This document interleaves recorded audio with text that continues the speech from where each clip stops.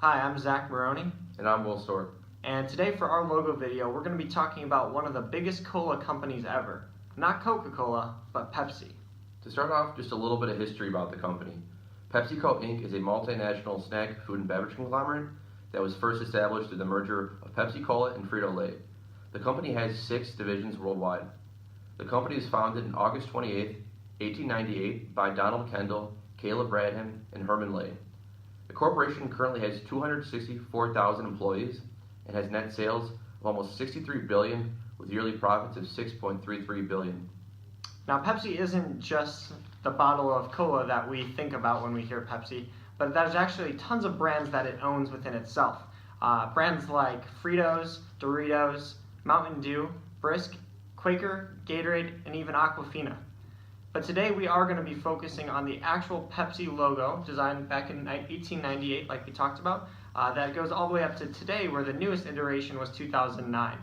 We got all of our information from Pepsi's website and LexisNexis, and we chose those websites because we found them to be very information-rich, but reliable as well. In 1898, a company by the name of Brad's Drink changed its name to Pepsi Cola, and therefore the soft drink landscape changed forever. With the name change came the very first iteration of the Pepsi Cola logo. Coke's very similar, bright, red swooping cursive letters are no coincidence. This wordmark logo was designed to be synonymous to Coke's in order to pull in Coke's brand loyal customers and attract some of the cola drinking market.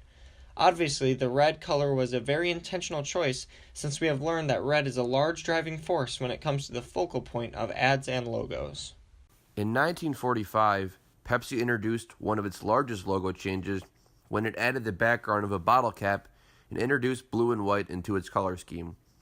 Not only did this switch Pepsi's logo from a wordmark logo to a combination logo, but it came at a perfect time for a country who had just gone through so much. In 1945, the war had just ended and nationalism was at an all-time high. Pepsi, being the genius it is, capitalized on this and made the color scheme reflect America. Pepsi brought emotion into this new logo and used it to drive brand loyalty and pride. No longer were they just another red-lettered cola brand. They were America's cola brand. In 1962, Pepsi stuck with the bottle cap background and red, white, and blue color scheme, but they did make a change that would stand the test of time. This combination logo was the logo iteration where they would drop the cola and change the font to the bold, non-serif text that we know and love today.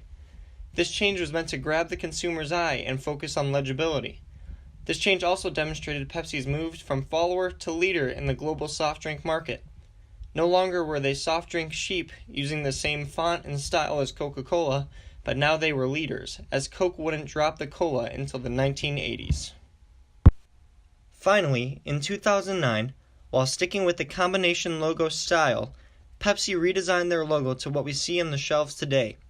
While the design didn't change drastically from what we saw all throughout the 90s and early 2000s, the thought process behind the change was brilliant. Pepsi realized that society had gone through a lot of shifts since 1898, and they wanted to communicate that Pepsi was for everyone, no matter what background, so they took a little bit of everything from all the past logos. They kept the patriotic look of the 1940s, the circle logo meant to signify purity of the product from the 1950s, and the minimalistic approach that was so successful in the 1970s. Not only that, but the new swooping white space in the middle of the logo was meant to resemble a smile, and as we can all see today, the world needs a little bit more that we can smile about.